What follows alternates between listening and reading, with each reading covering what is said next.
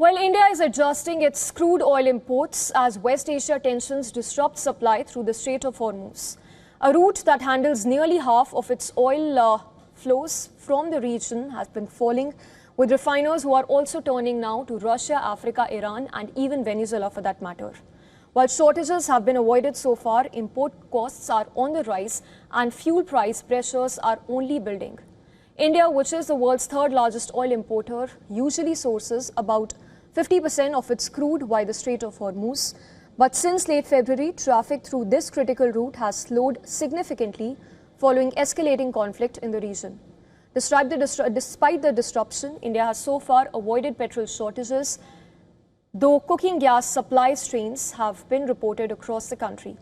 The biggest shift has come from Russia, with Indian refiners having imported nearly 1.98 million barrels per day of Russian crude in March itself, which was up from around 1 million barrels per day in January as well as February.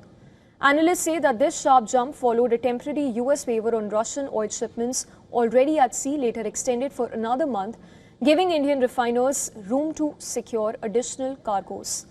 At the same time, India has revived older and alternative supplies. Imports from Angola have surged to 327,000 barrels per day, that is in the month of March, which was nearly 3 times the February levels. As for imports from Iran, crude imports reached 276,000 barrels per day by mid-April, while Venezuelan supplies stood at 137,000 barrels per day. These flows mark a return to suppliers India had largely reduced engagement with in recent years due to sanctions and diplomatic constraints that followed.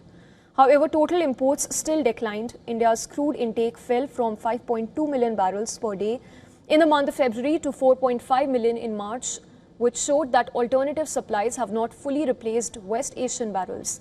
Experts now warn African crude, while it may be useful in the short run, cannot fully substitute West Asian grades due to refinery compatibility issues.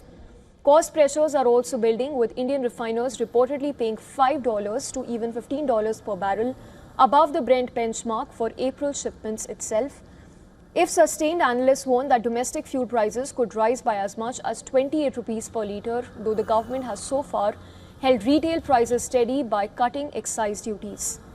So while India has successfully diversified its crude oil sources in the short term, the broader picture still remains fragile, with rising costs, constrained supply routes, and even uncertainty over how long alternative arrangements can actually hold if West Asia disruptions continue.